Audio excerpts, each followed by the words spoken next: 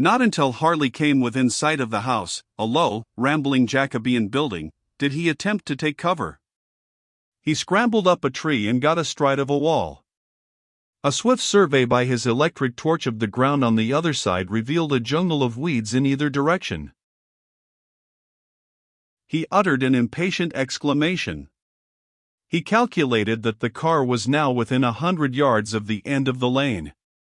Suddenly came an idea that was born of emergency.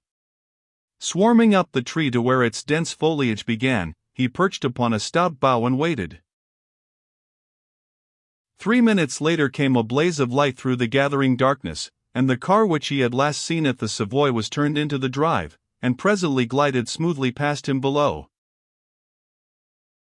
The interior lights were extinguished, so that he was unable to discern the occupants. The house itself was also unilluminated. And when the car pulled up before the porch, less than 10 yards from his observation post, he could not have recognized the persons who descended and entered Hillside. Indeed, only by the sound of the closing door did he know that they had gone in. But 2 figures were easily discernible, and he judged them to be those of Ormuz Khan and his secretary. He waited patiently, and ere long the limousine was turned in the little courtyard before the porch and driven out into the lane again. He did not fail to note that, the lane regained, the chauffeur headed, not toward Lower Claybury, but away from it. He retained his position until the hum of the motor grew dim in the distance, and was about to descend when he detected the sound of a second approaching car. Acutely conscious of danger, he remained where he was. Almost before the hum of the retiring limousine had become inaudible, a second car entered the lane and turned into the drive of Hillside. Harley peered eagerly downward, half closing his eyes in order that he might not be dazzled by the blaze of the headlight. This was another limousine, its most notable characteristic being that the blinds were drawn in all the windows. On this occasion, when the chauffeur stepped around and opened the door, only one passenger alighted. There seemed to be some delay before he was admitted, but Harley found it impossible to detect any details of the scene being enacted in the shadowed porch.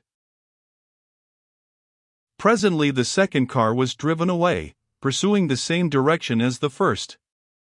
Hot upon its departure came the drone of a third. The windows of the third car also exhibited drawn blinds.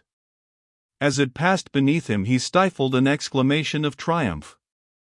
Vaguely, nebulously, the secret of this dread thing Firetongue, which had uplifted its head in England, appeared before his mind's eye. It was only necessary for him to assure himself that the latest visitor had been admitted to the house before the next move became possible. Accordingly he changed his position, settling himself more comfortably upon the bow. And now he watched the 3 cars perform each 2 journeys to some spot or spots unknown, and, returning, deposit their passengers before the porch of Hillside. The limousine used by Ormuz Khan, upon its second appearance had partaken of the same peculiarity as the others. There were blinds drawn inside the windows.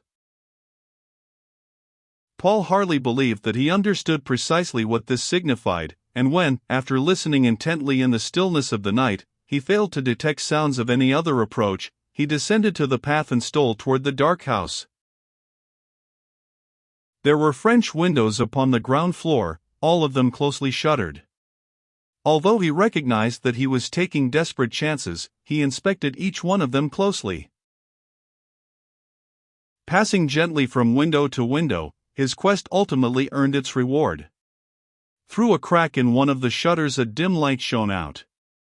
His heart was beating uncomfortably, although he had himself well in hand, and, crawling into the recess formed by the window, he pressed his ear against a pane and listened intently.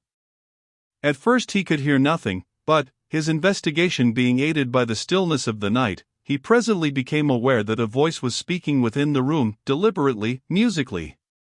The beating of his heart seemed to make his body throb to the very fingertips. He had recognized the voice to be the voice of Ormuz Khan. Now, his sense of hearing becoming attuned to the muffled tones, he began to make out syllables, words, and, finally, sentences. Darkness wrapped him about, so that no one watching could have seen his face. But he himself knew that under the bronze which he never lost he had grown pale. His heartbeats grew suddenly fainter, an eerie chill more intense than any which the note of danger had ever occasioned caused him to draw sharply back. "My God," he whispered. He drew his automatic swiftly from his pocket, and, pressed against the wall beside the window, looked about him as a man looks who finds himself surrounded by enemies. Not a sound disturbed the stillness of the garden except for sibilant rustlings of the leaves, occasioned by a slight breeze. Paul Harley retreated step by step to the bushes. He held the pistol tightly clenched in his right hand. He had heard his own death sentence pronounced and he knew that it was likely to be executed.